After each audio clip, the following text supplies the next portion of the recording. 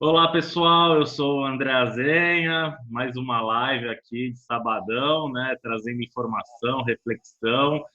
Semana passada a gente teve a presença da atriz querida Ondina Claes aí, com vários papéis de destaque em cinema, teatro, televisão, e hoje convidado super especial também, o diretor, ator de teatro, cinema Hélder Fraga.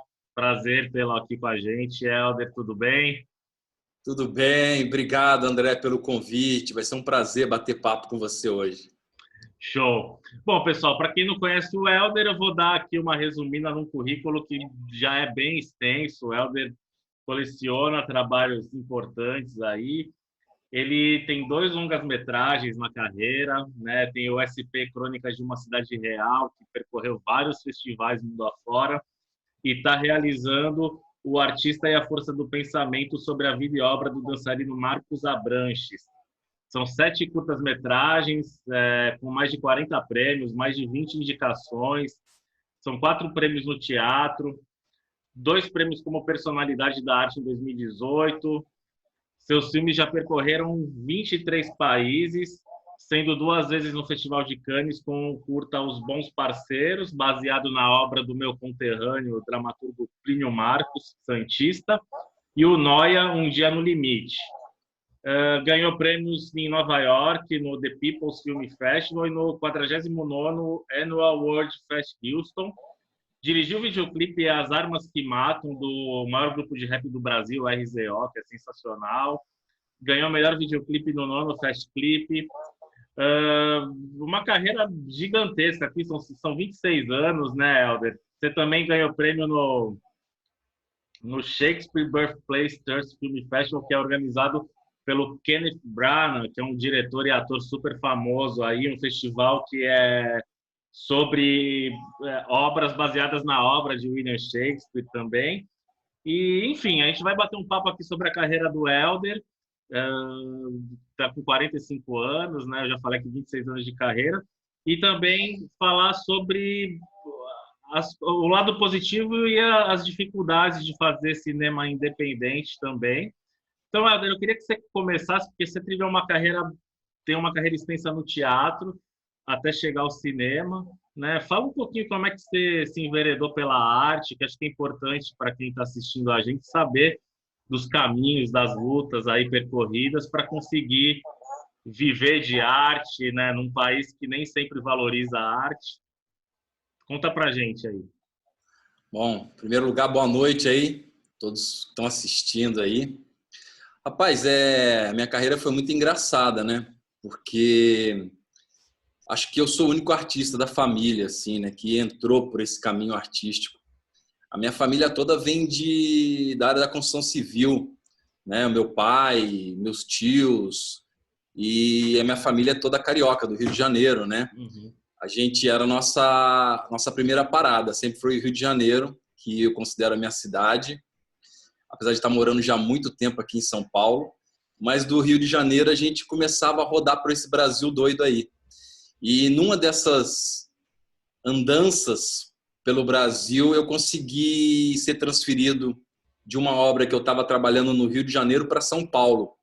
E aí eu cheguei aqui na Terra da Garoa, né? E aqui parece que tudo acendeu uma luzinha, assim, sabe? Uhum. E foi aqui que eu resolvi começar aos poucos, sair da construção civil e tentar trilhar um pouco o que sempre me chamava, né? Que era a arte, né? Para tentar fazer alguma coisa. E foi aqui que eu comecei. Comecei fazendo um curso, ainda trabalhando pela Queiroz Galvão. Eu fiz um curso de teatro lá no Teatro Vento Forte, do Ilo, saudoso Ilo, nos deixou há pouco tempo, com a Beth Dorgan, que eu considero a minha mestra, assim, que foi a primeira pessoa que eu tive o contato assim com a arte aqui em São Paulo, sabe? Que me deu um caminho. Através da Beth, a minha vida começou a ganhar uma forma assim dentro da arte, porque eu fiz acho que dois meses de curso com ela, que tinha uma apresentação no final, né? Bem amadora mesmo assim, mas que foi muito legal, porque eu fui picado por aquele bichinho, né?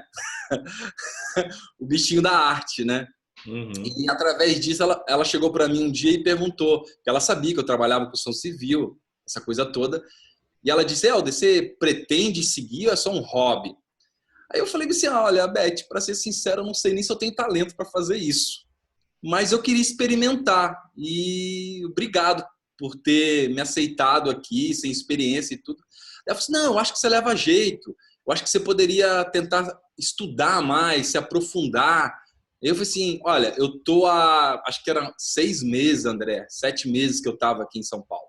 Uhum. Aí eu falei, eu não conheço nada. Eu trabalho numa usina de asfalto lá em Guarulhos. Eu estou morando lá em Guarulhos. Eu vim do Rio de Janeiro e parei em Guarulhos. Não sabia nem andar em São Paulo. Morria de Uhum. medo. E aí ela falou, não, ó, na época, o vento forte ali do pé da Jardins, né? Franchuber ali. E eu tinha uma escola ali que era o INDAC, que ficava ali na época. E aí ela falou para mim, olha, eu dou aula em 3 escolas. Se você quiser, eu posso te indicar, que era o Macunaíma na época, a IAD e o INDAC, que ela falou para mim. Só que ela falou Uhum. assim, olha, a IAD vai ser difícil, porque a seleção é mais rigorosa. Mas eu te aconselho o INDAC, que é do outro lado da rua. Eu acho que você vai conseguir entrar. E aí eu fiz o teste lá no INDAC, Uhum. decorei um texto lá, fiz e entrei, cara. E aí tudo começou a andar. Aí eu fiz os 3 anos de INDAC, né? E aí fizemos alguns exercícios, a coisa toda. E aí no final do INDAC, eu comecei a receber convites Para atuar. para atuar profissionalmente. Eu não tinha nem Uhum. DRT na época. E assim, acho que o primeiro. Eu saí de lá, eu estava no segundo ano, e eu estava fazendo uma peça com Kiko Marques. Você conhece Maurício Marques? Uhum.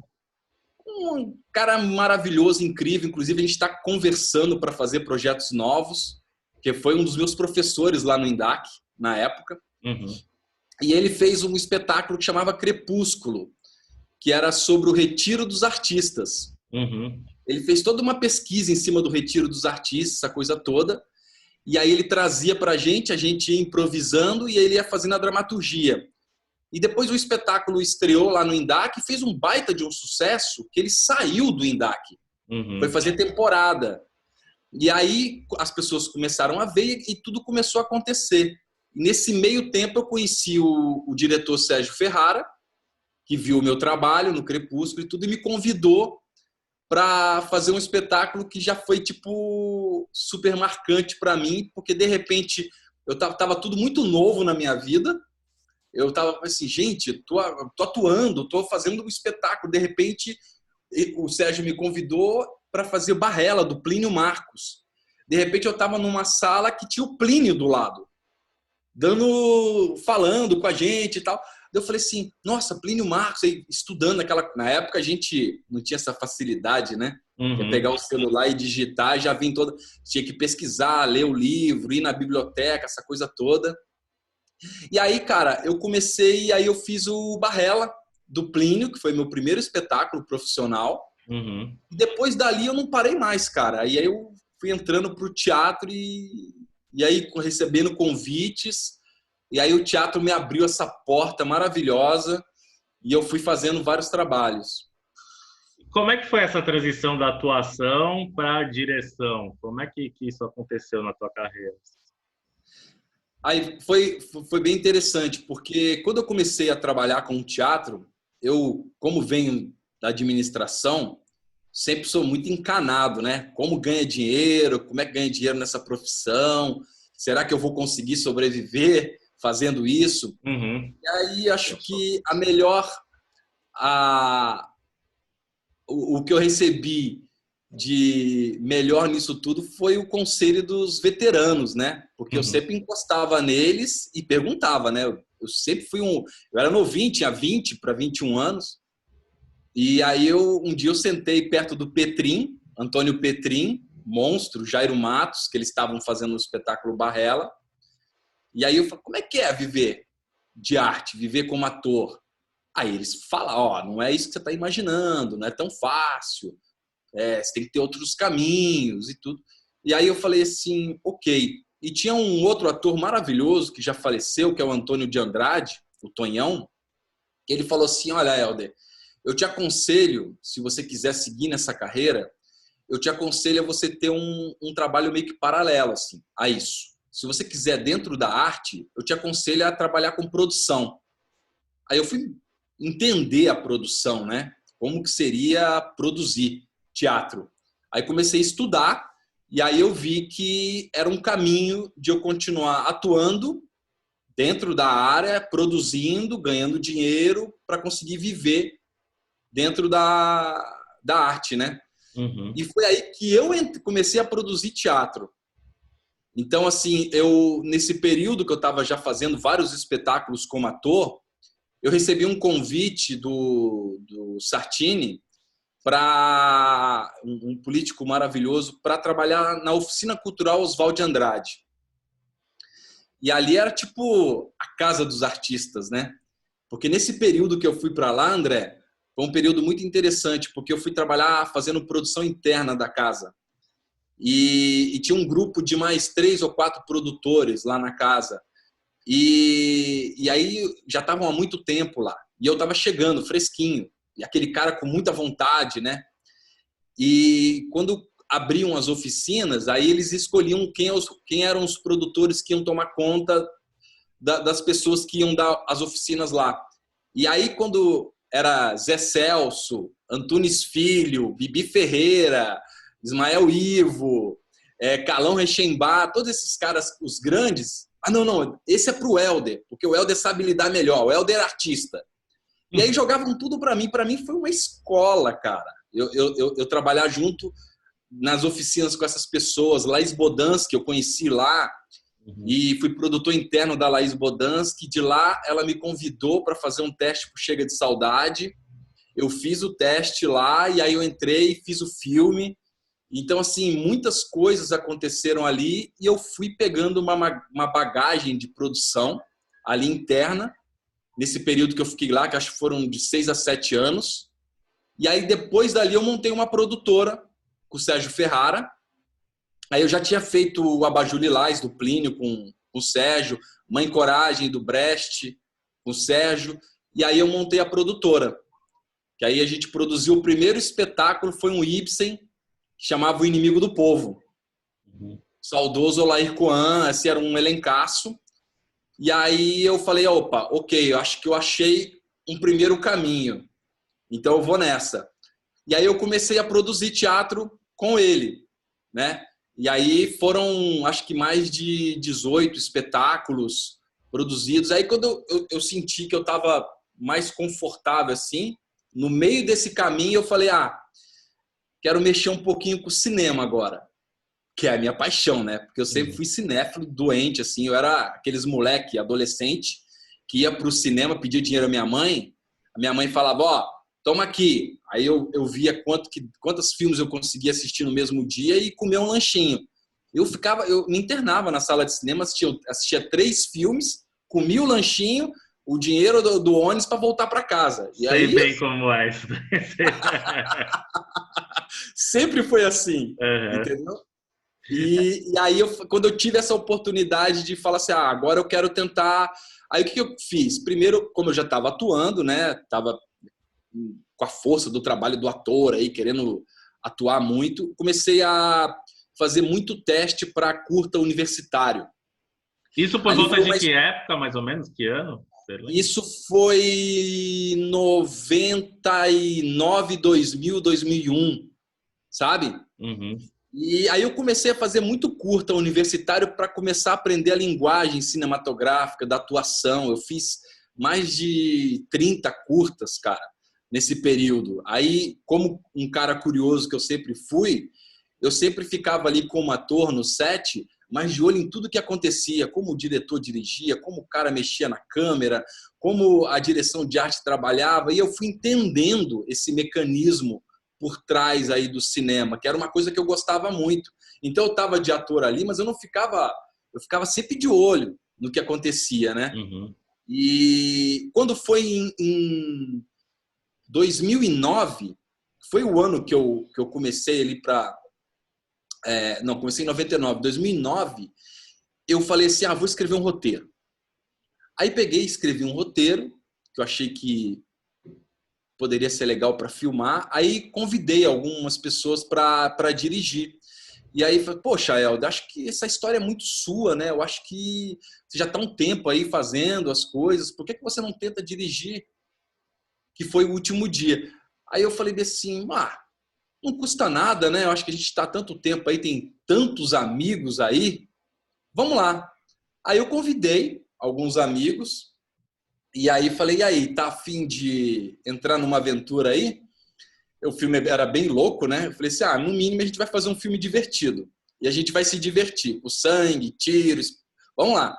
E aí as pessoas toparam, André. E aí, cara, foi uma loucura. Porque eu fiz o filme assim, te confesso aqui de coração, sem pretensão nenhuma, cara. Eu queria fazer alguma coisa, eu queria experimentar uma outra linguagem. E aí eu fiz esse filme lá na Roosevelt, ainda quando era a antiga Roosevelt ali, sabe? Uhum. Era meio abandonado, parecia um... E aí eu filmei, chamei uns amigos legais, a gente rodou, aí eu preparei o filme, fiz legenda, espanhol, inglês, aquela coisa. Eu falei, vou colocar nos festivais aí, vamos ver o que acontece. E aí o filme começou a entrar em vários festivais fantásticos, e comecei a ter umas críticas legais. Aí eu comecei a ganhar prêmio, ganhei com esse filme 4 prêmios, e aí deu aquela segunda mordida, a segunda mordidinha. Festival Fantástico, quando a gente fala, para quem está escutando a gente, é festival focado em gênero, terror, fantasia, né? Para a gente tem festivais focados nesse nicho de cinema. Ô, Helder, me fala uma coisa, esse filme você fez dinheiro do bolso, totalmente. Como é que foi? E me fala um pouquinho também, porque nisso você não parou com o teatro, né? Nessa jornada. Como é que você conseguia financiar suas peças? E aí, para chegar nesse filme, como é que você conseguiu botar na praça? Assim? Conta um pouquinho para a gente dos bastidores. Assim. O teatro sempre, nesse período, assim, era o carro-chefe, né? Que era o que me trazia o sustento, né? Eu vivia, por incrível que pareça, do teatro. Porque no teatro, com a parceria, a sociedade com o Sérgio Ferrara, a gente começou a desenvolver os projetos. Alguns dos nossos projetos, por exemplo, a gente fez um Ibsen muito legal, um texto inédito, nunca montado aqui no Brasil, que foi Imperador e Galileu, um texto do Ibsen muito legal, que o Ferrara convidou o Caco Ciocler para protagonizar, e o espetáculo foi muito bacana. E esse projeto a gente conseguiu vender quando a gente conseguia ainda vender projetos para o Sesc. Uhum. Porque nesse período, o Sesc, você apresentava um projeto e eles compravam esse projeto, e aí você conseguia produzir com o dinheiro que você conseguiu vender para eles. E o Imperador e Galileu foi realizado dessa forma, e foi um sucesso. E era uma época que a gente conseguia fazer as temporadas de quinta a domingo. 3 meses, agora é 1 mês e é sábado e domingo. Então mudou muito, né? Tudo mudou muito. Mas nesse período aí, eu conseguia fazer os espetáculos vendendo e fazendo parcerias com o Sesc. A gente fez também no SESI, na Fiesp. A gente produziu 3 espetáculos grandes lá. Um foi o Suassuna, Casamento Suspeitoso. Foi um grande sucesso, assim, também com essa grana. E eu sempre consegui nesse caminho os editais, né? No teatro, né? A gente ganhou... o primeiro projeto que eu ganhei chamava PAC, que depois virou PROAC. Uhum. A gente já foi contemplado aí com algumas vezes com esse prêmio do PROAC. A gente já ganhou também alguns prêmios do Zé Renato, inclusive agora em 2019 a gente fez um projeto sobre o centenário da Tatiana Belink, chamava Tatianices, que a gente contava a história da Tatiana Belink, um infantil bem bacana, com bonecos, música ao vivo, foi através desse edital. Então, assim, o teatro sempre me deu esse suporte para eu me lançar no audiovisual, no cinema, entendeu? E fazendo dessa forma independente. No cinema, eu nunca ganhei R$1 para fazer nada. Tudo foi feito com a ajuda de atores, né, que topavam fazer os projetos. E a equipe que sempre teve do lado também e apoiadores, assim. Mas falar para você assim, qual filme que você fez com grana? Eu falei, nenhum, nenhum. Eu nunca tive R$ 1 para fazer nenhum dos meus curtas e nem o longa. Então vamos aprofundar um pouquinho mais essa questão, que é o tema nosso aqui, produção independente audiovisual. Me fala então do teu primeiro filme que a gente estava conversando. Além de botar dinheiro do bolso, você deve ter conseguido parcerias, restaurante, não sei, as locações também. Como é que é essa dinâmica? Como é que você faz para conseguir colocar na praça a produção dos teus filmes assim? E você está falando do SP, Crônicas? De tudo. Vamos Na verdade, destrinchando, né? assim, eu comecei a desenvolver esse trabalho nos curtas, sempre visualizando lá na frente conseguir fazer um longa, né? Então, e com vários amigos que eu trabalhei nesse período dos curtas, eu sempre ia falando, uma hora vai chegar a hora do longa, mas por enquanto vamos fazer curta, vamos produzir, vamos colocar o trabalho no mercado para rodar, vamos sentir o que o público, como o público recebe os trabalhos, essa coisa toda. E sempre com muita parceria, assim, sabe? Todos os trabalhos eu sempre fui, além de diretor, produtor também, né? Na maioria deles, assim. Então, em juntar as pessoas, em passar o que eu queria do projeto com a parceria, e isso sempre fluiu muito bem, assim, em todos os curtas que eu realizei. E, na verdade, o caminho dos curtas, por exemplo, o Último Dia, que foi o primeiro, eu lembro, eu produzi, André, O Último Dia com R$ 300, cara. Era pizza, era esfirra, pizza e água. Falei, galera, é o que a gente tem aí pra gente fazer. Vamos embora? Vamos. E é engraçado porque eu olho para trás, isso foi em 99, e eu vejo que alguns dos atores que fizeram o Último Dia hoje são atores aí estourados aí na mídia. O Júlio Machado tá super bem aí, fazendo altos longas aí, Joaquim, com um trabalho super bacana no cinema, o Rafael Losso, o Zé Jardim é um grande ator de diretor agora de teatro, o Ricardo Gelli ganhou Kikito, e é a minha turma, sabe? A turma que a gente começou assim, e você vê toda Ele essa ganhou o galera Kikito aí. pelo filme do Éder Joffre, né? Do Éder Joffre. O Isso. Gelli é um parceiro que está comigo sempre, assim, em todos os projetos. E aí você vê que a gente saiu lá de trás, todo mundo junto, se ajudando, sabe? E aí a gente vai vendo que o trabalho está sendo feito de uma forma legal, bacana, honesta. E aí quando eu fui para o Nigéria, que foi o segundo curta, aí eu tive um pouco de medo, porque o Nigéria ele começou muito bem, aí de repente ele deu tudo errado. Aí o ator que ia fazer, a gente ia para Ibiúna filmar uma cena, e aí ele passou mal, teve um problema, teve que ser operado, a gente já estava na estrada indo, e aí deu tudo meio que errado. E eu falei assim, vou largar esse filme, não vou fazer mais esse filme, isso é muito difícil, não era para eu fazer isso, enfim. Mas aí foi o período que eu conheci a Gabriela, meu anjo da guarda, né? E aí eu dei uma pausa no filme e a Gabi chegou para mim um dia e falou assim, não é o que você gosta? É o que você quer? Então, vamos fazer. Vamos voltar, vamos fazer. Aí eu falei, ok, vamos então falar com as pessoas. A gente reuniu as pessoas de novo e a gente fez o filme. E, cara, o filme foi um segundo trabalho que eu gostei muito de ter realizado, porque a gente, olhando para trás, André, a gente vê como é difícil, né, realizar cultura aqui no país nessas condições, né? O filme foi tão bem, André, ele superou o Último Dia, ele ganhou 6 prêmios, o filme foi lá para fora.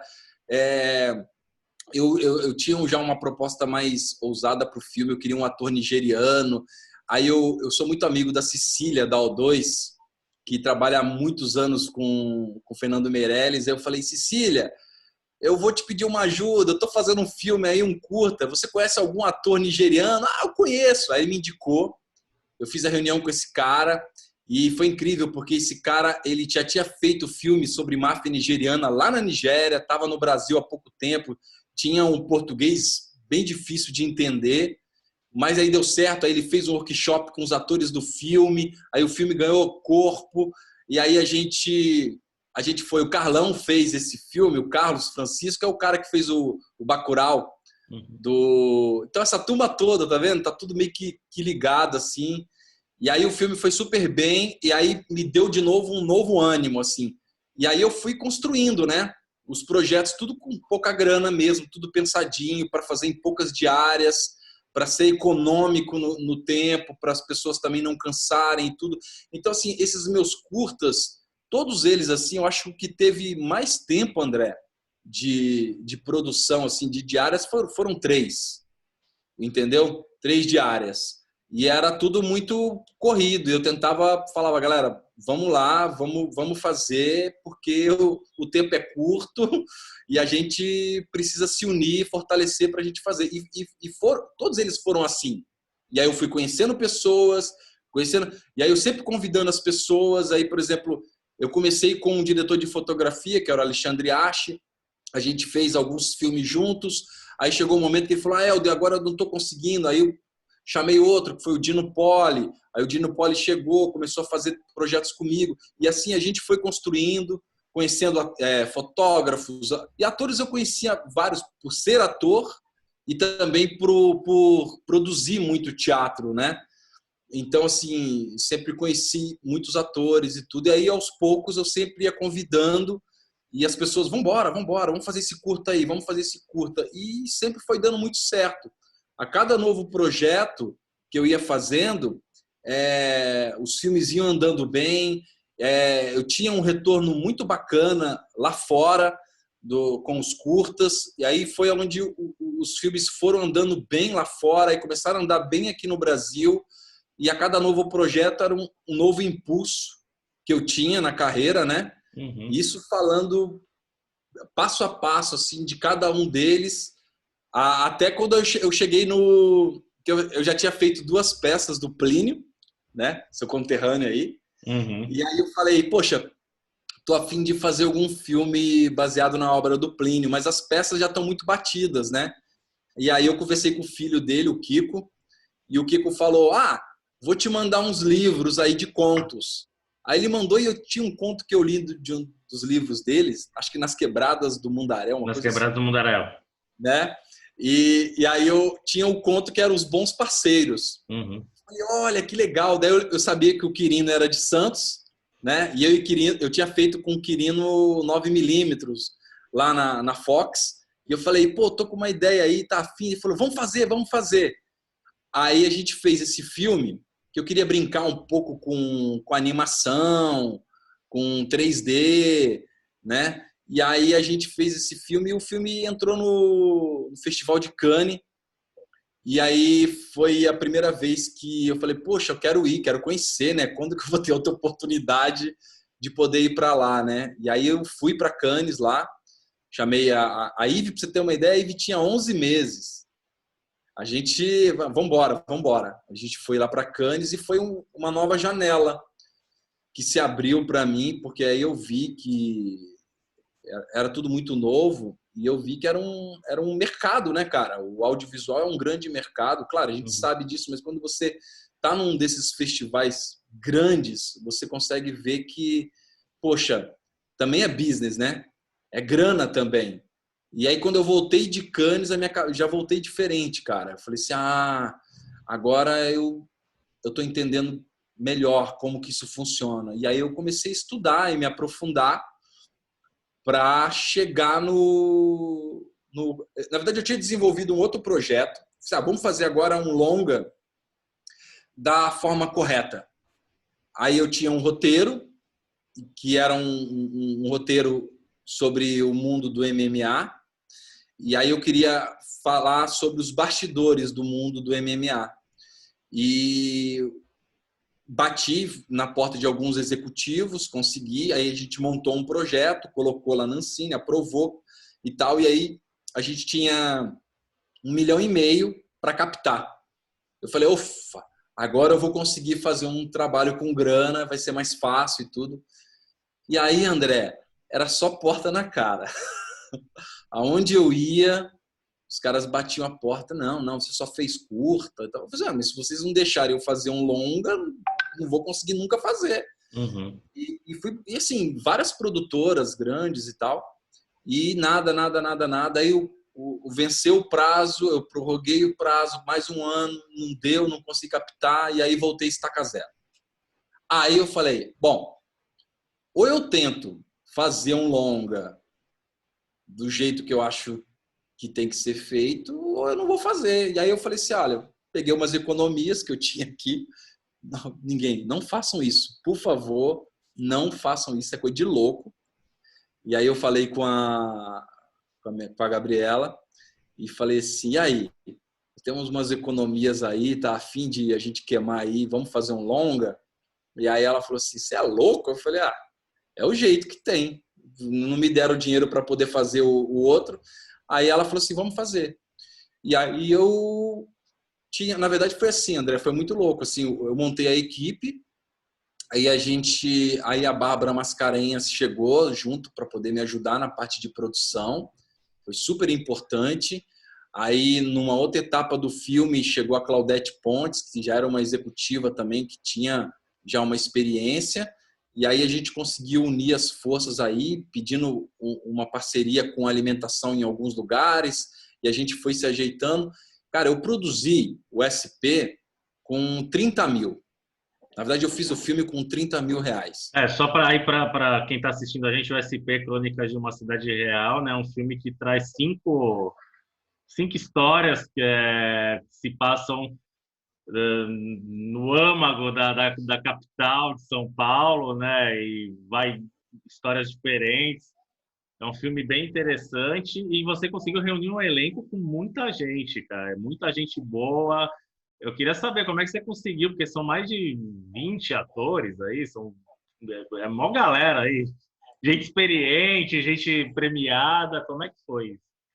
Ai, cara, e aí isso foi a parte que eu mais gosto em fazer filmes. Cara, eu por ser ator, eu admiro e eu respeito demais o trabalho do ator. Cara, o ator para mim é a alma do filme. Eu só quero ser um instrumento ali para poder guiar em algum momento, mas para mim o ator, cara, é a alma do filme. E, cara, nessa jornada em teatro, esse tempo todo, eu conheci grandes atores, eu trabalhei com grandes atores de teatro. E aí, no meu primeiro longa, eu já tinha falado com algumas pessoas, que eu falei assim, cara, o meu primeiro longa, 100% dos atores vão ser atores de teatro. Porque os atores de teatro não sabem fazer cinema, eles estão num outro tom. Não tem nada disso, cara. Eu não acredito nisso. Não acredito. Eu não tive preparação de elenco com outro preparador, não. A gente fez algumas leituras aqui em casa dos episódios com o elenco. Eu passei várias informações assim do que eu acho que poderia ser legal para a construção dos personagens e todo mundo abraçou, mas eu falei, agora a outra parte é de vocês. O ator tem que criar junto. O ator não pode ser um boneco na mão do diretor, não. O ator tem que criar, tem que colocar a personalidade dele ali no trabalho e fazer o trabalho acontecer, chegar. E, cara, foi assim que o SP nasceu. Eu fui convidando praticamente os amigos que tinham trabalhado comigo ao longo desses 20, acho que na época 23, 24 anos de teatro aí trabalhando. Eu fui convidando os amigos, eu falei, vamos fazer, sempre tentando ser econômico, né? Porque, André, a maior loucura do SP era tentar conciliar a agenda da galera. Isso foi um desafio, a Bárbara ficava maluca, porque assim, eu ia rodar um episódio que tinha o Luciano Quiroli, que para mim é um dos maiores atores aí do Brasil, um cara que eu sou fãzaço. Eu estreiei profissionalmente com ele no Mãe Coragem, do Brecht, e ele estava, na época, filmando a série da Globo, aquela da O2, que desaba um prédio lá, do Selton Mello, sabe? Uhum. Ele estava filmando essa série e E aí estava super difícil acertar, e ele conseguiu negociar com a Globo para dispensar 3 dias, e ele ficou numa pousada que a gente filmou esse episódio na... Está me ouvindo aí bem? Tô ouvindo bem, pode falar.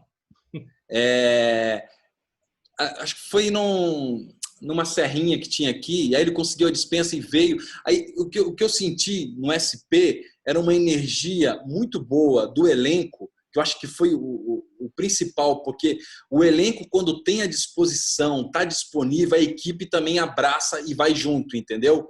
Quantas Porque se pessoas você você envolveu no filme inteiro? Você tem ideia, mais ou menos? Olha, teve 7, André, sem mentira, que eu acho que a gente contou assim, teve 7 com acho que quase 70 pessoas, cara, no set. E quanto tempo levou de produção, filmagem, A pós-produção? gente, a gente foi tudo muito rápido, né? Porque rápido assim, em termos de produção de um filme, né? Porque estava todo mundo com as agendas malucas, mas como eu filmei em etapas, em 5 etapas, né? Porque são 5 histórias curtas, e foi o jeito que eu achei para poder fazer esse primeiro longa. Então, cada um tinha no máximo 3 diárias, entendeu? E um Três, de cada vez. Você não é, um, intercalou episódio. exatamente. Aí armava com todo mundo, e aí o Rui Ricardo Dias estava também com uma agenda fazendo série, acho que da Fox. Aí eu tinha que encaixar ali naquele período. Por exemplo, tinha alguns atores que estavam no filme. O Júlio Lopes, sabe quem é o Júlio Lopes? Um Júlio, grande lógico. ator. Uhum. É um grande amigo meu também. Ele estava no filme, ele fez o treinamento com os policiais e tudo. E aí uma data meio que mudou, que eu tive que jogar um pouquinho para frente. E aí o Padilha tinha chamado ele para fazer a série do Lava Jato. Aí ele Uhum. falou, eu falei, não, perdi. O Padilha não dá para competir, né? Tchau. Vai lá, vai ser feliz, daqui a pouco a gente se encontra de novo. Mas sempre foi chegando gente e falando assim, não, vamos fazer, vamos fortalecer aí. E o processo foi muito rico, sabe? Foi bem cansativo. Isso eu confesso para você, assim, uma coisa insana. Eu acho que eu não tenho mais forças para fazer dessa forma. Eu acho que esse ok eu fiz, mas se você falar, você faria outro SP Crônicas de uma Cidade Real, eu acho que eu vou falar para você não. Não, acho que eu não. Quando acabou o filme, eu fiquei doente, cara. Eu fiquei quase um mês, sabe? Encostei o material, fiquei com o bode do material, deixei ele descansando uns 3 meses. A sorte que você que me deu a oportunidade, falou, poxa, vamos fazer o lançamento. Cara, eu tava numa fase assim que eu nem sabia se eu queria lançar o filme. Que é isso? Não, mas... Não, porque você passa por tantas coisas assim, mas assim, claro, porque é tudo muito difícil. Você produzir um longa, é insano, com 30 mil, não, ninguém faz isso. Ninguém, sabe? Isso é coisa de louco. E tendo um elenco, a única coisa que eu me preocupava muito, para ser bem sincero, André, foi assim, meu, não pode faltar comida nesse set. Uhum. Entendeu? Porque se as pessoas ficarem com fome, já não estão ganhando, vão me matar, entendeu?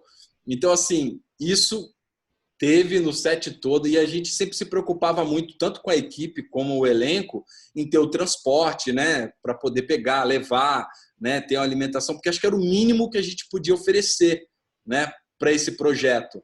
Mas o que eu acho que o projeto deu tão certo, esse projeto, é porque a energia, tanto da equipe como do elenco, cara, isso foi incrível. Isso foi incrível, eu não tenho um A para falar, sabe, André? Porque todo mundo vestiu a camisa e todo mundo trabalhou muito nesse filme. E aí eu acho que o reflexo disso é a carreira que o filme está tendo, né? A gente lançou aí foi em 2018 que a gente lançou. Foi 2018. 2018. E o filme continua correndo festivais até hoje, entendeu? Então, Isso que eu queria te perguntar, Helder, porque o SP tem uma proposta dentro da maioria da produção brasileira, uma proposta ousada, diferente, que é você abordar a questão do suspense, da ação, é, e nem sempre os festivais acabam aceitando filme que fuja muito ao drama, enfim, um certo tipo de temática que acaba prevalecendo em grandes festivais no Brasil, e você tem conseguido colocar o SP em vários festivais, e foi até uma da vontade da gente trazer o filme aqui para o Santos Film Fest, foi justamente essa proposta diferente, que são 5 episódios, né? Lá fora a gente vê muitos filmes assim, muitos não, mas alguns filmes nesse sentido, às vezes até com episódios dirigidos por diretores diferentes e tal. Você teve algum tipo de dificuldade de conseguir colocar o SP no começo pela temática em alguns festivais, ou você não sentiu esse tipo de diferenciação assim por causa da ousadia e tal? Como é que você enxerga? Então, hoje em dia tem essa facilidade, né, dos festivais. Quando eu comecei lá com o Último Dia, trabalhar os festivais, o que eu fazia? Eu entrava nesses sites dos festivais, né? Aí você fazia, aí você tinha que comprar o envelope, tinha que envelopar, pegar o DVD, 2 DVDs, colocar, imprimir tudo. Eu ia para o correio com uma pilha de filmes e ia mandando para os festivais. Aí mandava lá para... Gastava uma grana, cara. Mas os filmes andavam. Eu sempre fiz isso. Eu sempre pensei assim, André, é muito difícil realizar. E aí, quando você consegue realizar nas condições que a gente realiza, e o mínimo que eu posso oferecer para as pessoas que estão trabalhando tanto na equipe como no elenco, é que o filme ande, que o trabalho dessas pessoas sejam vistos, Tem a né? visibilidade, né? Então assim, essa obrigação é minha, porque todo mundo perdeu, não, ganhou ou perdeu um tempo para poder estar trabalhando ali naquele projeto, né?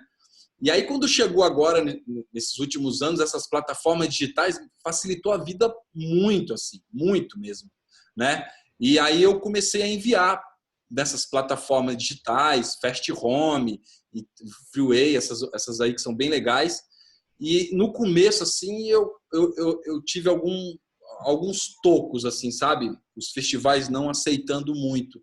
Mas eu senti que isso vinha muito aqui do Brasil, por incrível que pareça, assim, que eu até achei que o filme ia andar bem aqui dentro do Brasil, né, no começo, e não foi dessa forma, assim. O filme começou a ser selecionado para os festivais lá fora, e alguns amigos já vinham falando para mim, Eldo, eu acho que ele vai andar bem lá fora e tal. E realmente ele começou a ser selecionado para vários festivais lá fora. Por exemplo, quando a gente que você convidou o filme para estrear aí, eu acho que na semana seguinte o filme foi selecionado para o festival em Sevilha, na Espanha, e a gente ganhou o prêmio, até te escrevi, falei, André, olha aí, a gente não chegou no Brasil, mas já ganhamos um prêmio, e ganhamos um prêmio de uma coisa que eu jamais esperava, que era efeitos especiais, num festival que é totalmente voltado para o cinema de ação, e era o único filme brasileiro. E eu tentei apoio, cara, para poder viajar na época para lá, mas é só porta na cara e aí eu desisti. Mas foi incrível, porque daí a gente ganhou esse primeiro prêmio lá em Sevilha, e aí depois, na sequência, a gente estreou no Santos Film Fest, e aí parece que a carreira do filme abriu, cara. Isso foi incrível, porque até então não estava rolando. E aí o filme começou a ser selecionado para vários festivais e começou a entrar lá fora. Aí o filme foi para a Europa, foi para os Estados Unidos, e aí começou a entrar em vários festivais aqui no Brasil também. Ganhou prêmio no Rio de Janeiro, vários prêmios, né? O filme ganhou prêmio no Rio de Janeiro, ganhou prêmio em São Paulo, em Minas Gerais, em Santa Catarina. Todos os lugares que ele entrou aqui no Brasil, ele foi premiado, cara. Isso foi muito legal. Aí foi para Los Angeles, ganhou prêmio em Los Angeles. O Rui Ricardo Dias ganhou de melhor ator coadjuvante lá no Labrife. Então, assim, e o filme começou a andar. Olhando para trás, assim, eu tenho muito orgulho desse trabalho, porque o esforço foi um esforço tremendo, assim, eu não esperava nem muito, assim, sabe? Eu queria realmente mostrar uma pesquisa de trabalho que eu já vinha desenvolvendo com os curtas, né? E aí o filme já tem 17 prêmios. Então, assim, eu acho que nem nos meus melhores sonhos eu iria acreditar que o filme poderia ter esse alcance. E o que eu tentei fazer nesse filme, entrando um pouco também no que você perguntou, é que eu falei assim, poxa, já que eu vou fazer um filme de episódios, por que não trabalhar em cada episódio um gênero? Esse era o grande barato de fazer o SP, né? Porque daí você podia brincar. Aí eu convidei 3 roteiristas O James Salinas escreveu as 3 primeiras histórias do filme. Um é uma história de ação, tiroteio, essa coisa toda, que eu achei barato ter feito. Aí depois ele fez um suspense policial, que é o Caribé e o Rui, que já foram premiados 2 vezes com esse episódio. E depois ele fez um que era um drama, que é A Lata de Atum, que é o Joas Campos e o Morelli que fazem.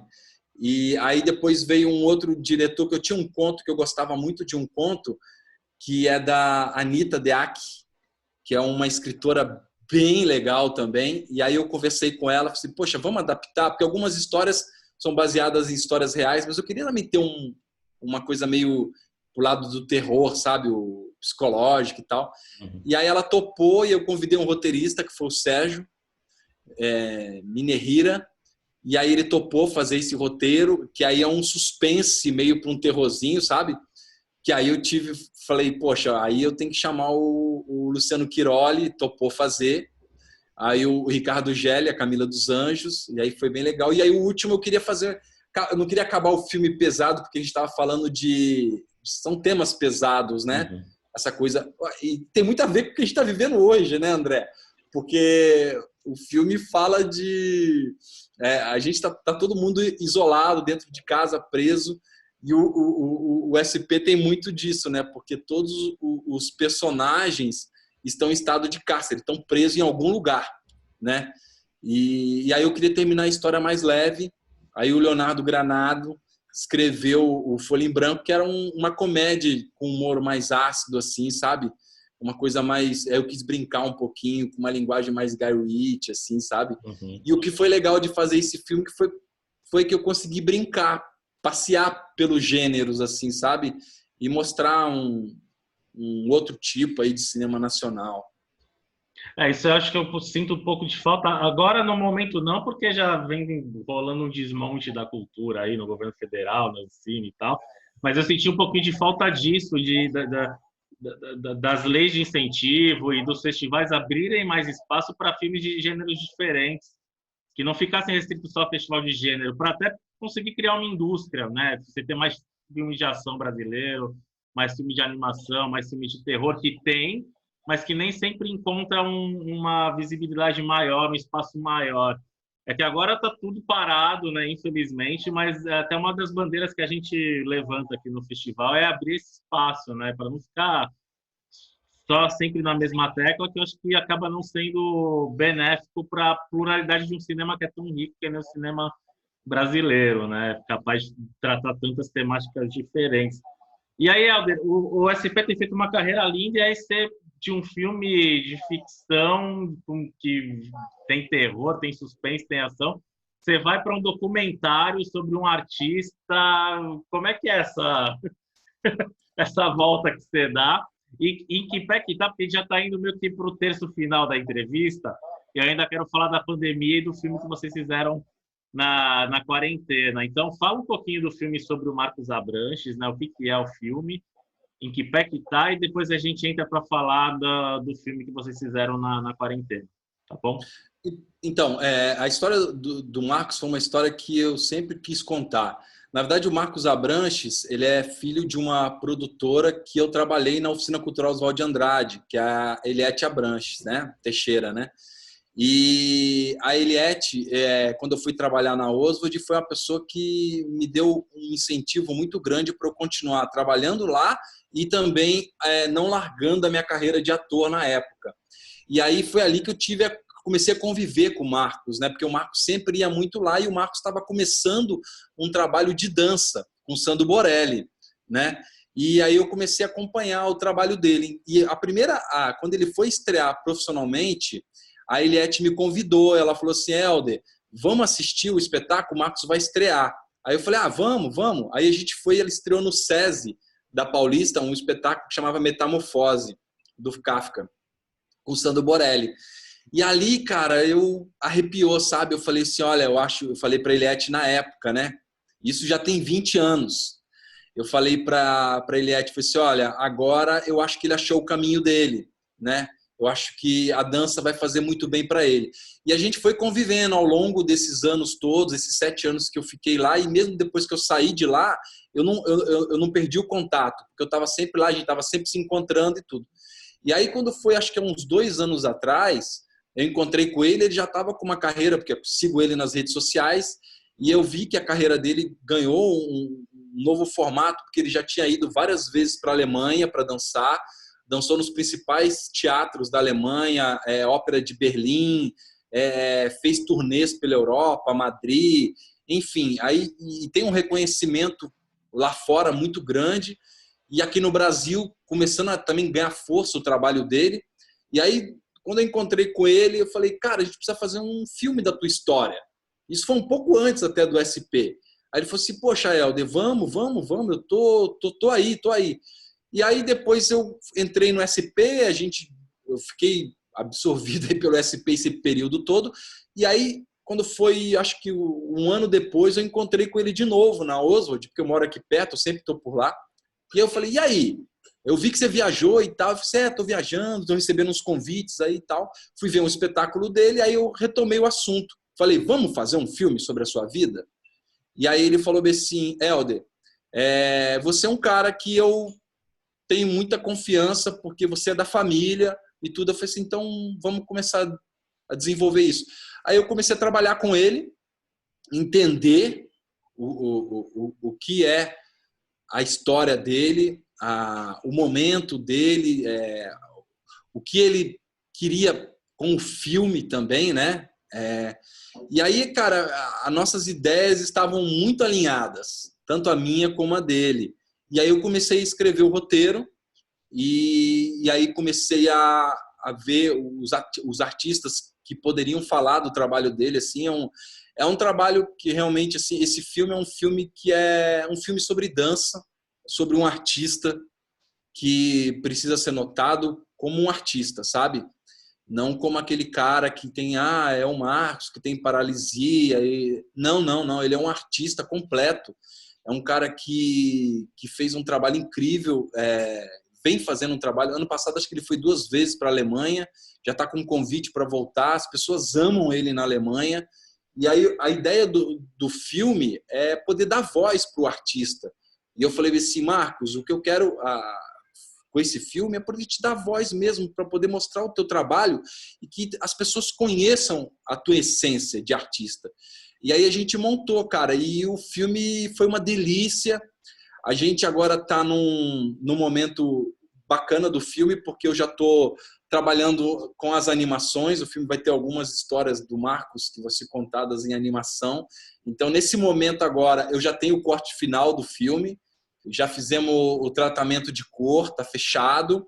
O meu sócio e parceiro nesse filme é o Cauê Angeli, da 1111, que topou embarcar comigo nessa jornada.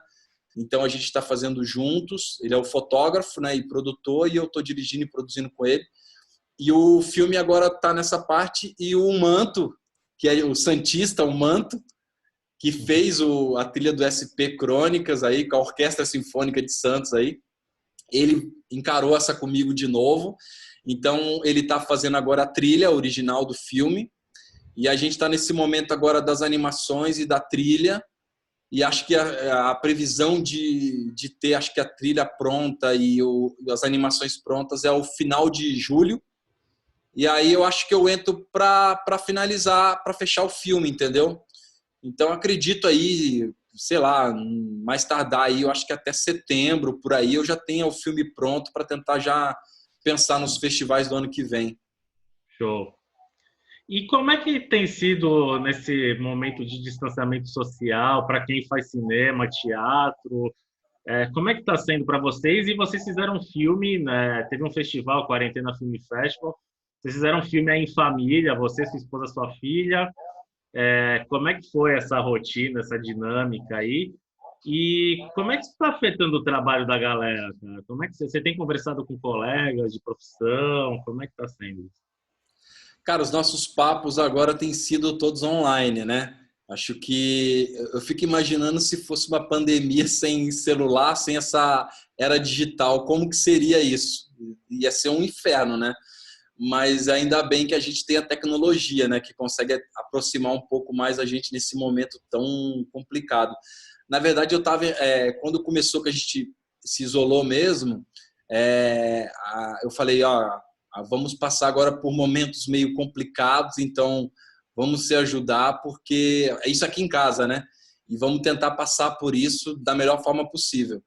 E aí comecei a entrar em contato com os amigos, sentir essa coisa toda. E aí uma amiga minha, que sempre exibiu os meus trabalhos, a Tatiana Berten, ela criou um festival que chamava Cine Brasil, que foi o primeiro. Ela falou assim, Helder, tô montando esse festival, se você estiver aí entediado dentro da sua casa, faz aí, escreve um roteiro, filma alguma coisa aí, vamos fazer um festival sobre os que estão em quarentena. E aí eu achei legal aquilo, eu falei, olha, eu falei assim, acho que vai ser bacana brincar. E aí eu falei com a Ive, que é minha filha, hoje está com 6 anos, e a Gabi, eu falei, vamos fazer um curta? E elas toparam, vamos fazer de brincadeira, vamos se divertir aqui. E aí a gente fez esse curta que chama Diário Isolamento 121, né? Aí tem fala um pouco desse momento, né? Esse momento triste que a gente está vivendo, e aí também tem um pouco de ficção, um pouco de doideira aí dentro do filme. E aí eu fiquei legal, achei bacana o resultado final, eu mandei para ela. O filme passou lá no festival dela, ficou em 3º lugar, tinha primeiro, segundo e terceiro.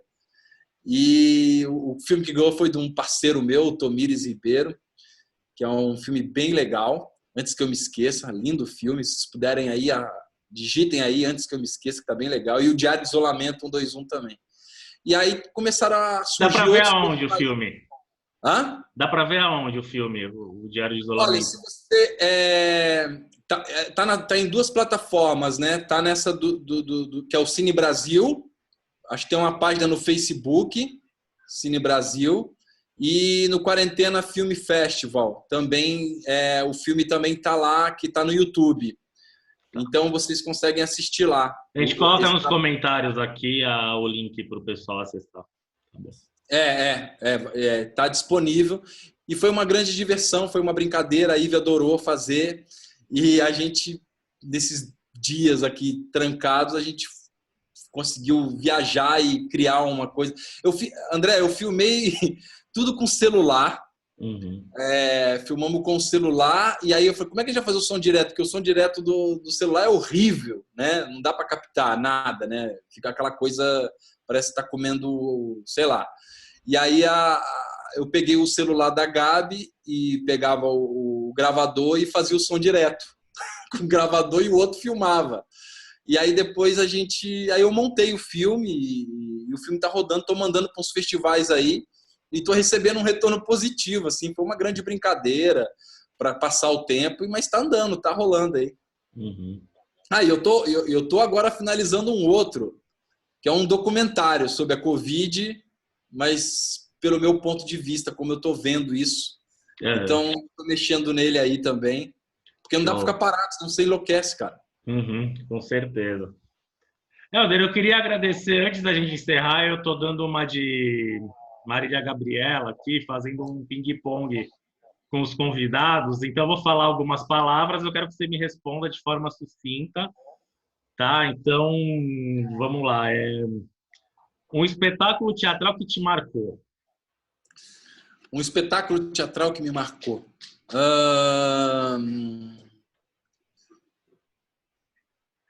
É O Pobre Super-Homem, do Sérgio Ferrara. Tá, um diretor de teatro que te influenciou? Não tem como eu falar outro, né, que não seja o Sérgio Ferrara. Tá. Um filme que te marcou na tua vida? Cara, Lavoura Arcaica, do Luiz Fernando Carvalho.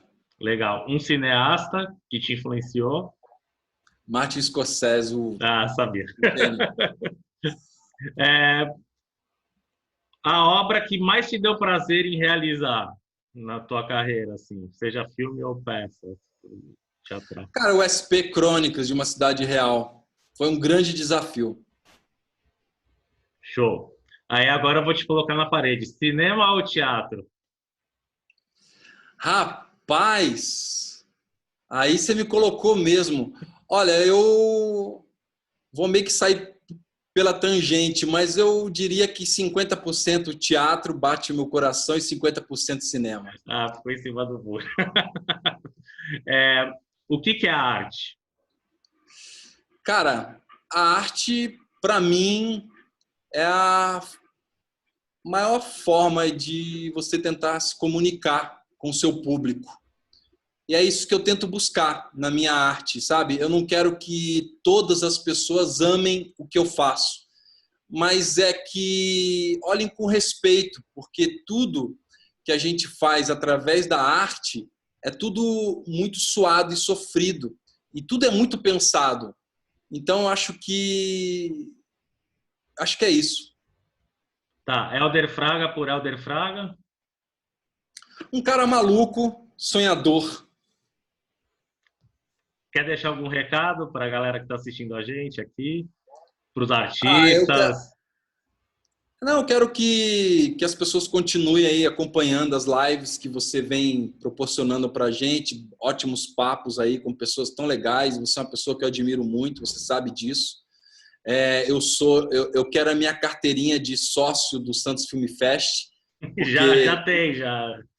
desde a primeira que eu estive aí, é um grande prazer estar sempre por aí. E, cara, e quem quiser conhecer um pouquinho mais do que eu venho realizando nesse período aí, de 26 anos e 10 anos de audiovisual, eu postei agora no meu canal, no YouTube, um trabalho dos 10 anos da Fraga Filmes, com vídeos, com todos os filmes que eu realizei. E quem tiver curiosidade de conhecer os filmes que eu já fiz, os 8 curtas, são 8, né? Tem o Diário de Isolamento, Uhum. e ver making off do longa. E o longa, tem uma coisa, o longa está disponível em todas as plataformas digitais, tem distribuição da O2 Play.